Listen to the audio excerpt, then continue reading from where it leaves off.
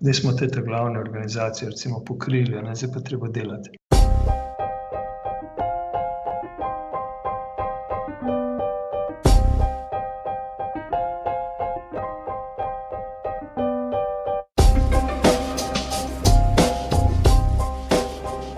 Pozdravljeni v novi oddaji podcasta BIM Pogovori. Z vami sva Robert in Matevž. Pozdravljen, Robi. Zdravo, Matevž.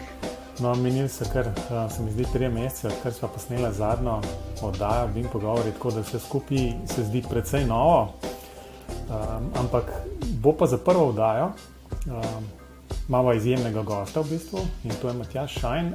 Jaz sem šel nazaj pogooglati, kolikrat je bil Matjaž že gost in mislim, da bi si bil Matjaž celo 3-krat, zadnjič pa pred 1 letom. Tako da najprej pa lep pozdrav Matjaž v oddaji BIM Pogovori. Ja, hvala za povabilo in lep pozdrav tudi z moje strani. No, v bistvu tem mislim, da je veliko.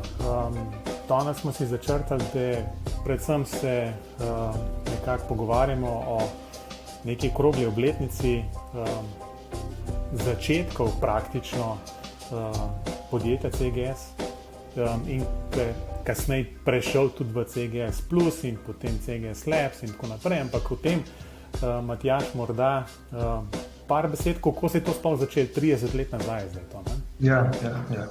Ja, ne vem, mogoče res nisem še tega vsem povedal, ampak prvič ljudje ne vejo sploh, kaj je CGS, ne, kaj ta kratica pomeni, ne? In po tolikih letih moram še vedno razlagati in nikjer mislim, da niti ni napisano. Torej, Computer Graphics Systems, ne? To je bilo takrat, rekel, v poznih 80-ih letih nekaj, kar me je fasciniralo. Ko sem v bistvu pripravljal svojo diplomo na gradbeni fakulteti, mi je prišla pod roke knjiga AutoCAD. Programiral sem takrat v Fortranu neko program za risanje armature in tako naprej in skratka računalniška grafika bila res tisti hit, ne? In smo nekako bili vsi navdušeni, kaj se da vse delati s tem in tako je pač nastala seveda ta ideja. Bil sem sicer štipendist SCT-ja takrat in potem tudi pristal najprej v projektivnem biroju SCT-ja, ki je še vedno danes današnji PNZ na Vojkovi cesti. Tam sva s kolegom Tomažem Dimnikom začela kot, bi rekel, danes CAD menedžerja. In ker so se v bistvu takrat tudi bile občasno krize v gradbeništvu in recimo zanimivo, konec 80-ih je bila ena taka kriza, je bilo napovedano odpuščanje in sva midva s Tomažem predlagala, midva bi pa ustanovila svoje podjetje, pa lahko za vas to isto počneva, kar sva do tedaj, ne, to je bilo pa v bistvu podpora uporabnikom pri računalniškem načrtovanju, ki se je takrat začenjalo. No, in smo se hitro zmenili, pogodba bila podpisana in tako je CGS pravzaprav nastal. In smo seveda bili prvih celo 10 let. Tam, bi rekel, smo gostili v tej stavbi, kjer je danes PNZ, za Bežigradom. In potem pa smo leta 2000 se preselili na Brnčičevo, kjer smo v bistvu še danes, ne. Tako je ta začetek bil. In seveda nekako ni bila samo podpora, bil je tudi takoj razvoj, ne. Takoj so pravzaprav uporabniki, imeli smo par res takih zanimivih uporabnikov, ki so bili zelo aktivni, ki so si želeli več funkcij, kot jih recimo ponujal takrat AutoCAD. In smo začeli programirati. Najprej malo za arhitekte, pol za geodezijo, pol za ceste, in pol so nas te ceste v bistvu najbolj povlekle, no. Meni je bilo fascinantno, ko so, te funkcije pomagale ljudem skrajšati čas za 10-krat, 20-krat ali pa še več, bi rekel, ne. Prečni profili, namesto en mesec risanja je bilo to v 2 dneh fertik in to je bilo res en tak dosežek, ki si ga danes težko predstavljamo, ampak to je bil res dosežek, ne. Tako se je začelo. Ja, jaz moram reči, Matevž, da morava očitno ene goste res velikokrat povabiti, ker pa še vedno kaj novega izvemo, ne. Ja. Tako da hvala za to zgodovino, jaz res večine tega nisem vedel, no. Ampak sem pa tako vmes, ko sem poslušal, se mi je tako zazdelo malo, a ni tako, da se na nek način zdaj zgodovina ponavlja, ampak da CGS Labs v bistvu odpira neka poglavja, ko ste jih že takrat odpirali, ampak je sam prešla iz 2D v 3D. Ja, se je v bistvu BIM je neka nova revolucija, ne, ki je sicer, bi rekel, precej obsežnejša, širša, zajame bistveno širši krog ljudi, a ne. Mogoče koristi te BIM revolucije so malo drugačne. Tukaj, nažalost, recimo projektanti niso tisti, ki bi najbolj pri tem imeli neko korist, ne.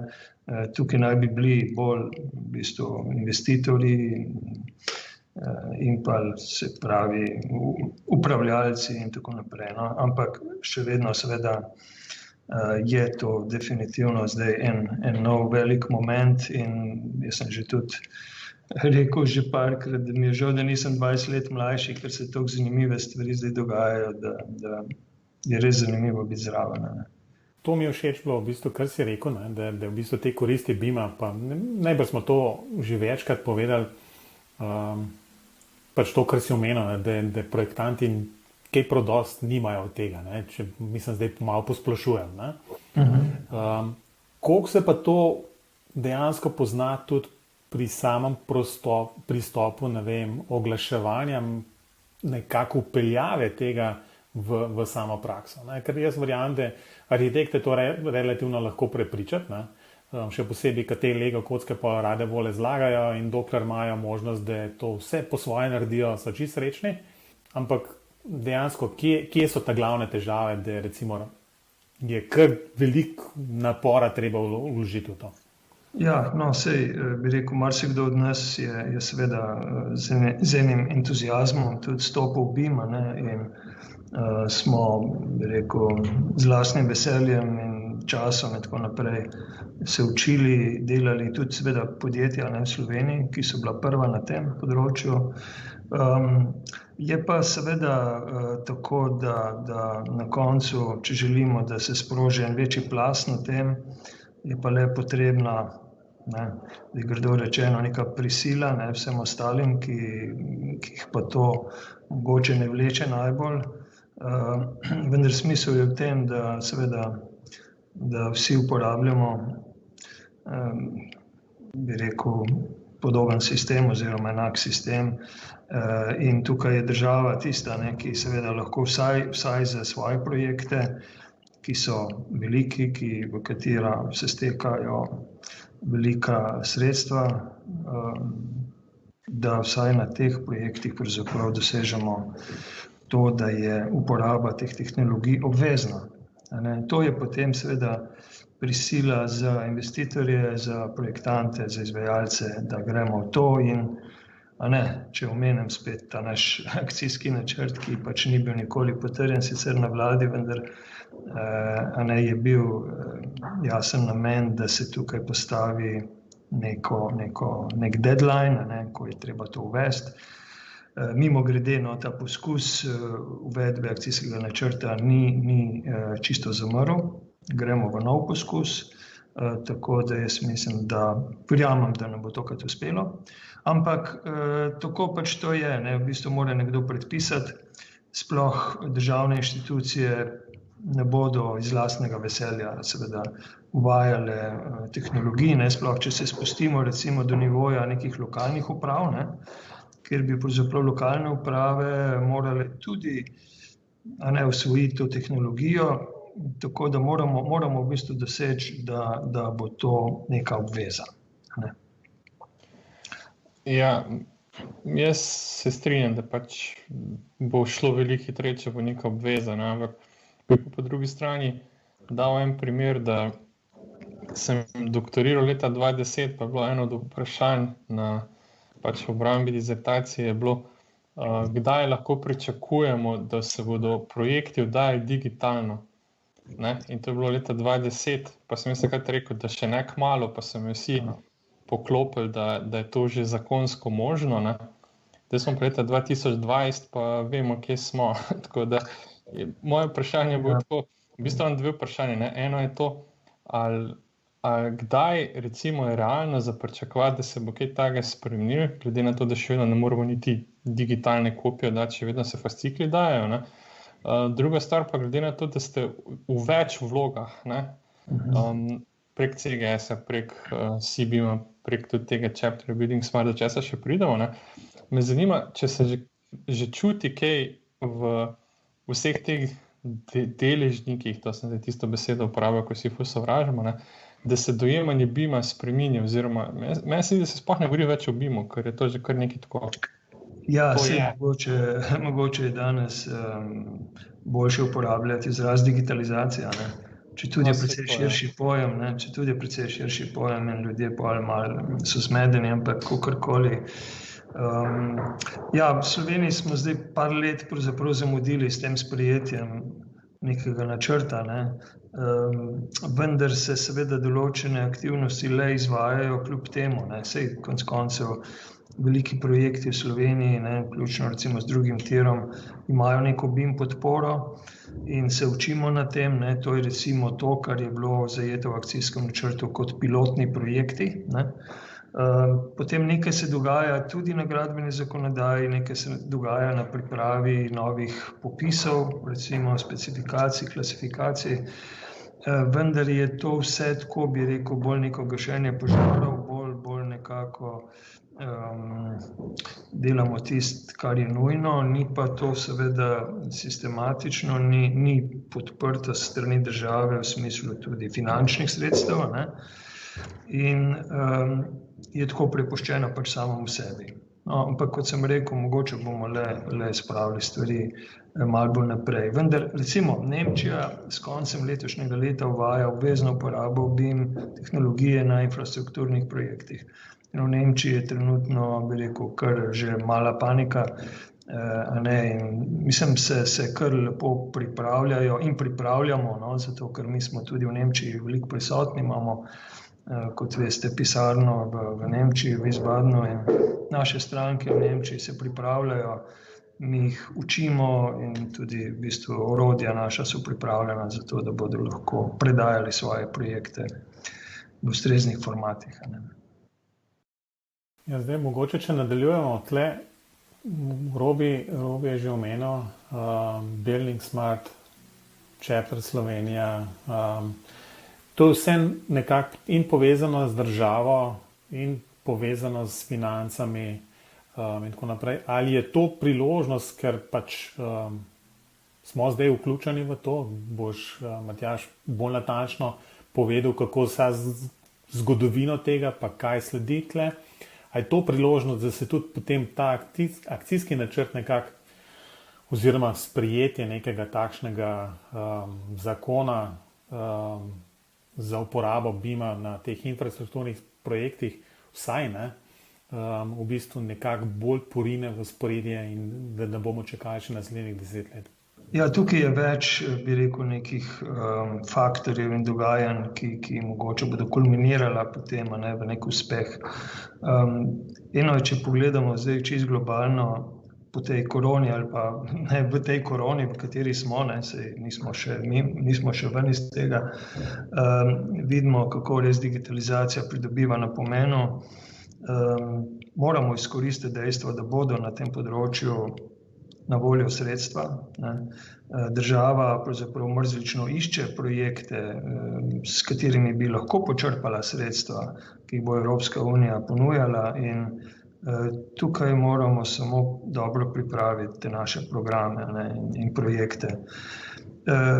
To je recimo ena stvar, ne. Zdaj, drugo je, da pravzaprav danes, ja, sej pravzaprav se noben več ne upa štartati večjih projektov brez BIM-a, ne, tako da pravzaprav digitalizacija v splošnem je sprejeta, nihče si ne upa reči, da to ni, a ne, da to ni neka prihodnost in ljudje tipajo, se učijo, a ne. Problem je, ker ne, kljub temu nimamo sistema, nimamo recimo pri nas že vzpostavljenih popisov, klasifikacij, in naprej iz tega sledijo seveda neke, bi rekel, BIM-ovske zapovedi in standardi in tako naprej. No, in tukaj je pravzaprav zdaj vloga, ne, Building Smart Chapterja, da v tistem najbolj praktičnem delu BIM-a, ko se kot inženirji pogovarjamo, kako bomo izmenjevali svoje podatke, in smisel BIM-a je jasno, da si bomo lahko učinkovito izmenjali podatke med sabo in da bomo lahko sodelovali. Tukaj vsi vemo, da te stvari niso še do te mere pripeljane, da bi ti podatki tekoče prehajali iz enega softverskega paketa v drugi, med različnimi disciplinami in tako naprej. In to je ta ključna vloga Building Smart International organizacije, da vzpostavi te standarde in postavi ne samo standarde, v bistvu vzpostavi mehanizme, da rečem celo softverske mehanizme, ki bodo omogočali, da bodo ti pretoki podatkov res maksimalno dobro potekali, skozi neke protokole, procedure in tako naprej. Tu ni sam, zapiši, preberi in tako naprej. To bo pač, nek postopek, kako bo recimo taka izmenjava potekala. In seveda potem v nadaljevanju tudi povezati te postopke izmenjave podatkov z lokalno klasifikacijo, se pravi z lokalnimi popisi. In tukaj v bistvu ima vsaka država svoje specifike. Mi v Sloveniji smo toliko v zaostanku, ker že v času, CAD-a ali pa že toliko let nimamo pravzaprav standardiziranih popisov. Na nizkogradnji nekako se stvari sicer urejajo bolj preko velikih naročnikov, ki imajo te stvari pri sebi poštimane. Na visokih gradnjah je pa to še večji problem. Ampak to bo tudi en del, ki ga moramo rešiti.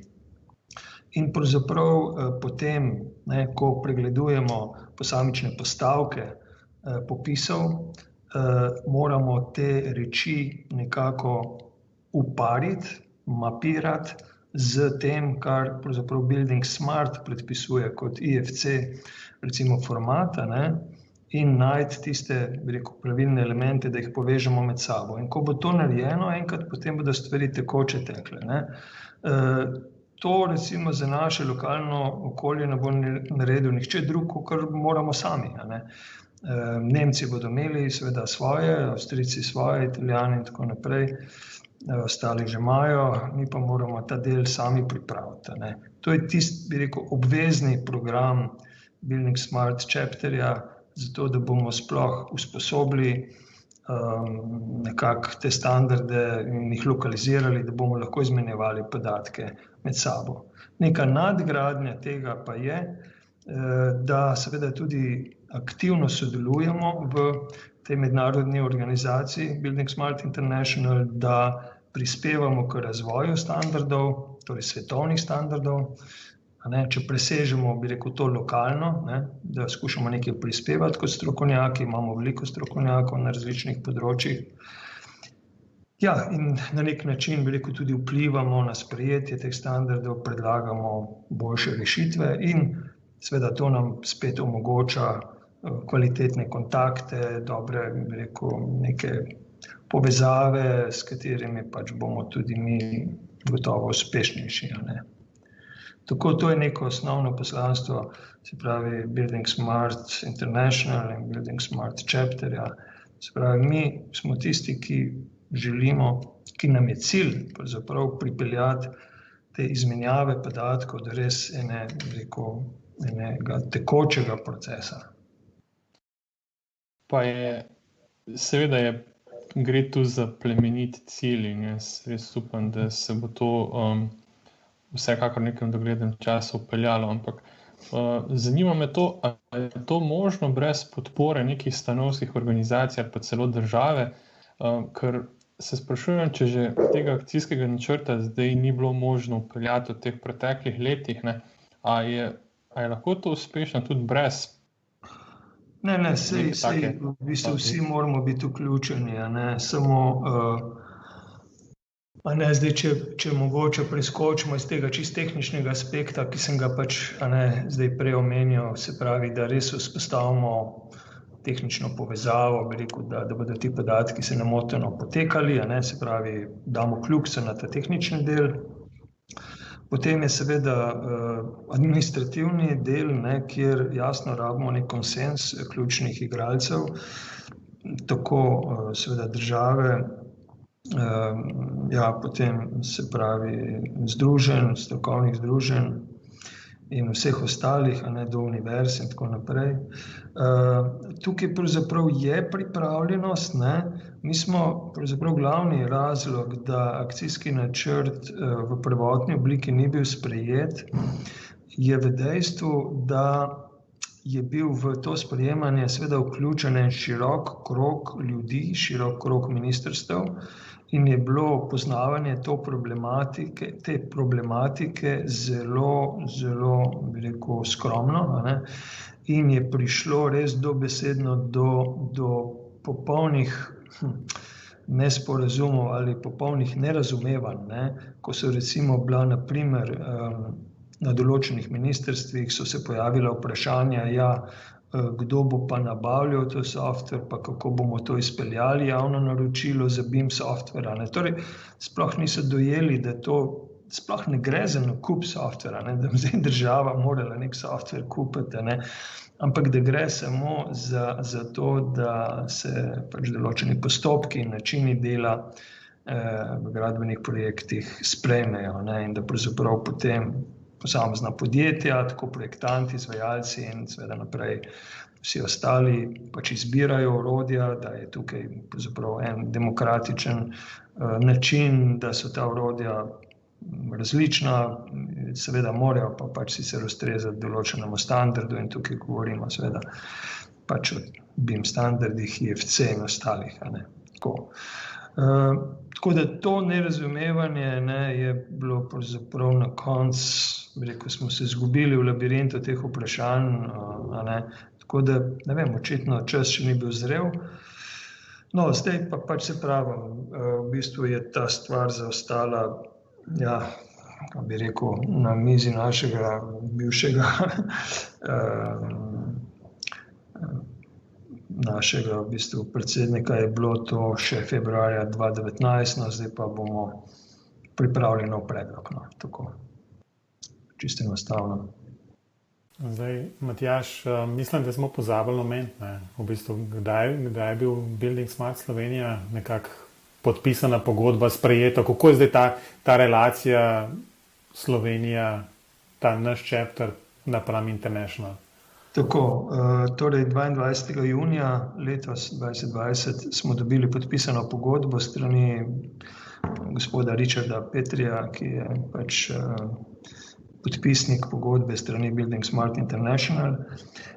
Ta postopek sprejemanja je pa potekal kar, bi rekel, skoraj 1 leto. Če sem čist po pravici povem, smo najprej oddali eno vlogo, ki ni bila dovolj popolna, in je bila nekako potem po zimi smo dobili signal, da želijo, da dopolnimo vlogo. In smo potem res bolj poprijeli za delo in pripravljene, mislim, dosti kvalitetne dokumente.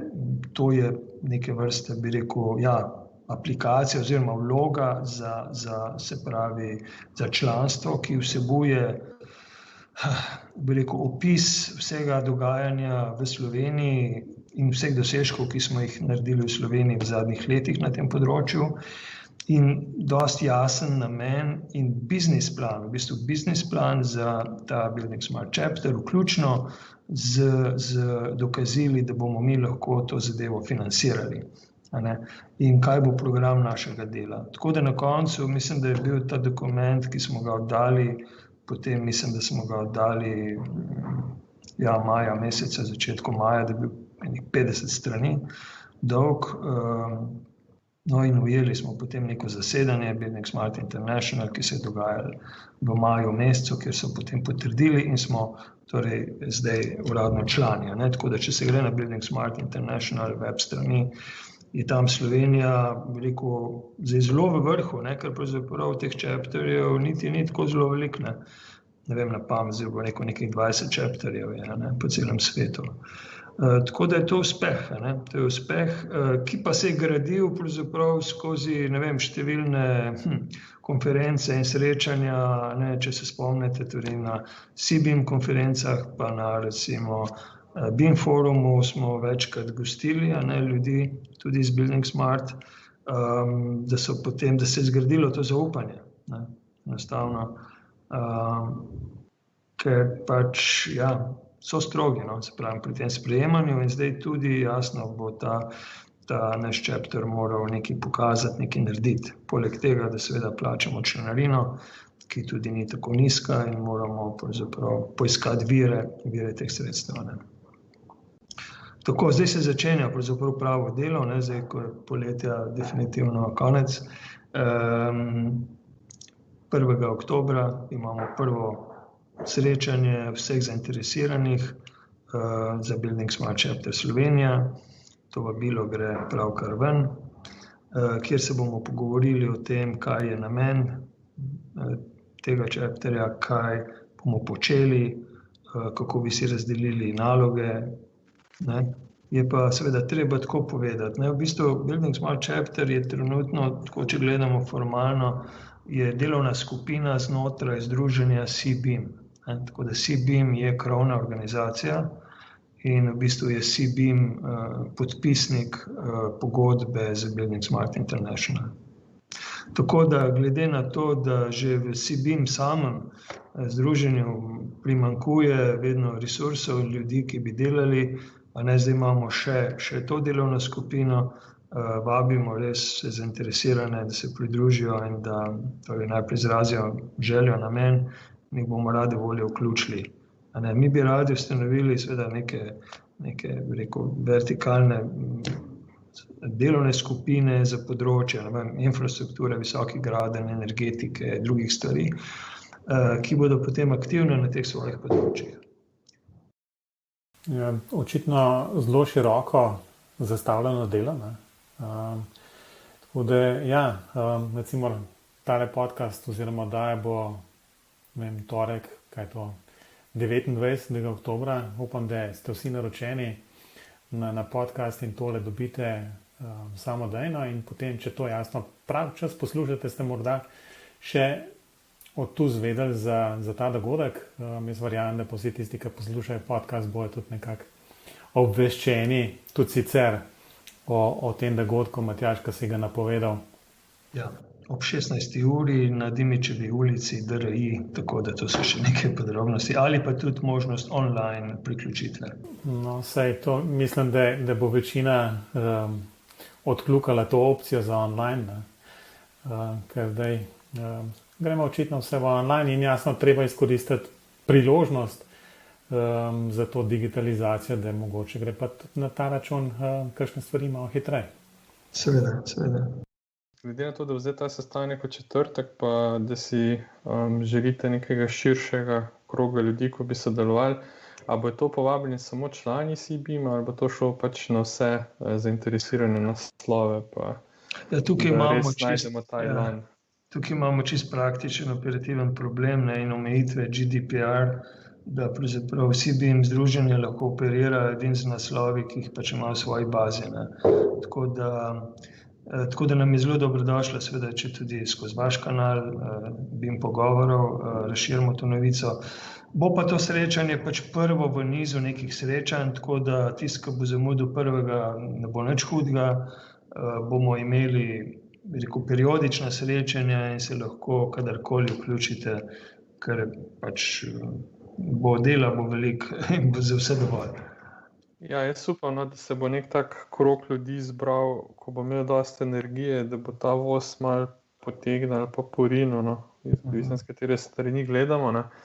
Obenem pa tudi upam, da se bo krog sodelujočih malo razširil, ker je bil, ne vem, kakšno leto tudi občutek, da je mogoče se vse suče okrog iste skupine, zdaj pa ne vem, je to zato, ker drugi niso želeli ali kakorkoli, no. Pa kaj pa vem, ampak recimo, ne, če sam to omenim, da je pa le smo 2019, smo imeli potem, smo dobili nov upravni odbor, ne, na CBIM-u. ki je kar dobro prevetril, no? Mislim, je precej novih obrazov, ne? Tako da se je nekako, jaz mislim, da nas je zdaj več, definitivno po tem letu in pol nas je več, kot nas je bilo v prvotnej zasedbi, tako da se pravim, vabljeni, no, sploh pa Building Smart Chapter je pa spet nova priložnost. Ne? Mogoče še eno drugo vprašanje, ne čist nujno povezan z Building Smartom, ampak ali se morda že kaj ve ali pa razmišlja, kaj bo s CBIM konferenco letos? Ja. Zdaj bo objava šla ven, torej ni druge, kot da jo izpeljemo online, ne? In sicer bo 3. in 4. november, tako da obvestila grejo pravkar ven, program je že skoraj pripravljen. Pri tej konferenci sodelujemo tudi s profesorjem Žigo Turkom, ki ima svojo skupino DigiPlace in bo tudi malo v povezavi s tem. No. Tako da upamo še vedno, da bo program dovolj zanimiv. Skušali bomo tudi, bi rekel, malo mogoče preseči neke standardne online dogodke, da pokažemo neko inovativnost in svežost. Tako da ja, boste pač morali spremljati, pa boste pol ocenili. No. Ampak vsekakor je v pripravi. Ja. No, super. Dobro, me bi že bilo malo strah, da bo vse odpadlo letos. Ne, letos je edin BIM forum, moram reči, je odpadel, ker pravzaprav je bil po enem takem nesigurnem času, da sploh nismo vedeli, kaj pa kako. Ne, imeli smo že rezerviran na Bledu vse, ampak žal pač tist res je bila čista loterija. Ne. Ja, Matjaž, hvala za vse te informacije in napovedi dogodkov. Mislim, da je zato prvo oddajo, recimo v tej novi sezoni podcasta BIM pogovori, to vse. Matjaž, morda za vse tiste, ki jih zanima, kakšne druge, bolj podrobne informacije, kje te lahko kontaktirajo? Torej, tako na CBIM straneh so osnovni kontakti, pa tudi na CBIM straneh se bo v kratkem pojavila nova stran za Building Smart Chapter. Je pa že odprt tudi LinkedIn kanal za Building Smart Chapter, tako da bomo skozi to tudi komunicirali. No? Tako da ja, jaz sem zdaj pač v vlogi, se pravi, chapter leaderja, gospod Iztok Zabreznik je vice chair, tako da midva sva nekje tisti, rekel, kontaktni osebi. Bomo pa zdaj seveda tudi nekako določili druge člane, ki bodo imeli svoje vloge v tem. V redu, skratka, vse te povezave bomo polinkali tudi v zapiskih te oddaje. Tako da še enkrat najlepša hvala za to, da si vzel čas. Ja, mi problem, z veseljem. Tako da jaz verjamem, da bo Building Smart Slovenija še tema prihajajočih oddaj. Predvsem morda tudi takrat, ko bo govora bolj podrobno o kakšnih vertikalah, ki si jih omenjal. In verjamem, da je, tako kot si tudi omenil, da bo nekako morda nek nov zagon tudi, kjer bi se dali dejansko kaj skupaj narediti. Tako, mogoče bi na tem mestu omenil povabil res na to CBIM konferenco, ker bo gost bo tudi Štefan Markič, oziroma trenutno se imenuje Štefan Jaut. On je slovenskega rodu, naš, bi rekel, tudi mislim, da tudi na gradbeni fakulteti tukaj nekaj deloval, je pa trenutno poučuje na Tehniški univerzi v Münchnu in on ima kar veliko vlogo v Building Smart International, pri pripravi teh standardov. On bo tudi predavatelj na CBIM konferenci in ne vem, predlagam, da ga kdaj tudi povabite, recimo BIM pogovore, gotovo bo lahko veliko zanimivih stvari povedal. No. Tako da smo, bi rekel, Slovenci kar vse povsodno. Evo, ne samo kolesarstvo, tudi BIM-u. Zdaj za lažje končno vprašanje, za koga si pa navijal? Ja, za koga? Za oba. To je bilo tako zelo korektno. Nedeljo smo že vse to prežvečili in moralo se tako zgoditi in je že za nekaj dobro. Ja. Tako, super, čestitamo Tadeju Primožu, res super stvar. Ja, res je. Jaz pa čestitam Matežu, ko mi je spet slabo voljo spravil. S tem zadnjim vprašanjem, kaj? Tako je. No, lej, bo že preživel. Naš Matjaž, še enkrat najlepše hvala. Hvala tudi vama. Robi tebi tudi za vse ta vprašanja. Kje pa najdete BIM pogovor na spletu, najbolj bimpogovor.si, tam so zapiski, povezave, vse in jasno, če ste blizu računalnika in želite kakšen mail poslati, lahko pošljete na to na info@bimpogovor.si in to bo obada z Robijem dobila in rade bodo tudi odgovorila na kakšna dodatna vprašanja.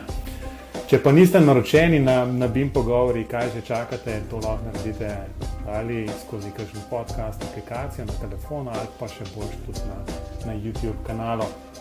Tako da to je vse za danes. Matjaž in Robi, adijo. Hvala, adijo.